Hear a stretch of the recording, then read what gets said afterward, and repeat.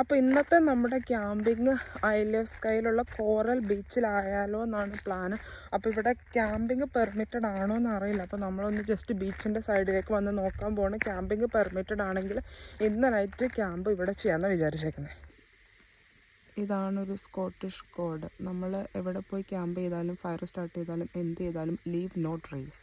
അപ്പോൾ ഇതാണ് കേട്ടോ നമ്മുടെ ടെൻറ്റ്. നമ്മൾ മൗണ്ടൻ വെയർ ഹൗസിൽ നിന്ന് വാങ്ങിച്ചിട്ടുള്ളൊരു 2% ടെൻറ്റാണ്. ഇതിനൊരു 24 pounds ഒക്കെ ആയിരുന്നു ആയത്. ഫസ്റ്റ് ടൈം ടെൻറ്റിൽ കിടന്നപ്പോൾ എനിക്ക് നല്ല പേടിയുണ്ടായിരുന്നു കേട്ടോ. നല്ല കാറ്റുള്ളൊരു നൈറ്റിൽ കിടന്നപ്പോൾ ഇതെങ്ങാനും കാറ്റത്ത് പറന്നു പോകും, നമ്മൾ മഴയത്തായി പോകുമെന്നൊക്കെ. പക്ഷെ സംഭവം നല്ല സ്ട്രോങ് ആണ്. കാറ്റത്തും മഴയത്തൊന്നും പറന്നൊന്നും പോകത്തില്ല. അകത്ത് കയറിയിട്ടുണ്ടെങ്കിൽ സേഫാണ്. സ്കോട്ട്ലൻഡിൽ പ്രൈവറ്റ് പ്രോപ്പർട്ടി അല്ലാത്ത എവിടെ വേണമെങ്കിലും നമുക്ക് ടെൻറ്റ് ചെയ്യാം. പിന്നെ കഴിഞ്ഞു പോകുമ്പോൾ സാധനങ്ങളൊക്കെ പെറുക്കി പോകണം, അത്രേ ഉള്ളൂ. പിന്നെ നമ്മുടെ ഈ ടെൻറ്റ് അസംബിൾ ചെയ്യാനായിട്ട് വലിയ പരിപാടിയൊന്നും ഇല്ല കേട്ടോ. ഒരു 10-15 മിനിറ്റ് കൊണ്ട് നമ്മുടെ പരിപാടി കഴിയും. പിന്നെ ഒരു റൂൾ എന്ന് പറഞ്ഞിട്ടുണ്ടെങ്കിൽ പിച്ച് ലേറ്റ് ലീവ് ഏർലി എന്നാണ്. ഈ ഒരു ടെൻറ്റ് നമ്മൾ സെറ്റ് ചെയ്യുന്ന ടൈം എന്ന് പറഞ്ഞാൽ ഏകദേശം ഒരു 11 മണിയൊക്കെ കഴിഞ്ഞിട്ടുണ്ട് കേട്ടോ. സ്കോട്ട്ലൻഡിലെ സൺസെറ്റ് സമ്മർ ടൈമിൽ ലേറ്റ് ആയിരുന്നത് കൊണ്ട് തന്നെ നമുക്ക് ഒരു ഏകദേശം 11 മണി വരെയൊക്കെ അത്യാവശ്യം വെട്ടമുണ്ടായിരിക്കും. അപ്പം ലേറ്റ് ആയിട്ട് നമ്മൾ വന്ന് ക്യാമ്പ് ചെയ്യുക, രാവിലെ തന്നെ നേരത്തെ എണീറ്റ് പോവുക, ലീവ് നോട്ട് ട്രേസ്, അതാണ് main rule. So my first wild camping experience was beautiful and memorable. അങ്ങനെ ആരെങ്കിലും പ്ലാൻ ഇടുന്നവർ കാണുന്നുണ്ടെങ്കിൽ ഹാപ്പി ക്യാമ്പിംഗ്.